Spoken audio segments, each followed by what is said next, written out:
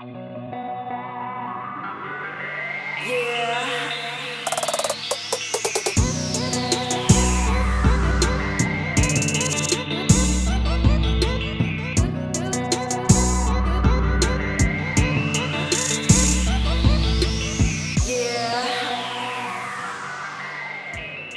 guys, welcome back to another episode of CS Fresh Noodle Fridays. It's still summer here, it's super hot outside, so I'm making a nice cool, chilled noodle dish. We're making Korean BIBIMGUKSU. So BIBIMGUKSU, you have these nice, chewy wheat noodles tossed in this fiery red sauce, but don't be alarmed, it's not as spicy as you think. It's spicy and also sweet, tinged with a bit of vinegar, a little bit of sesame seeds, and topped off with a hard-boiled egg, as well as some julienne cucumber.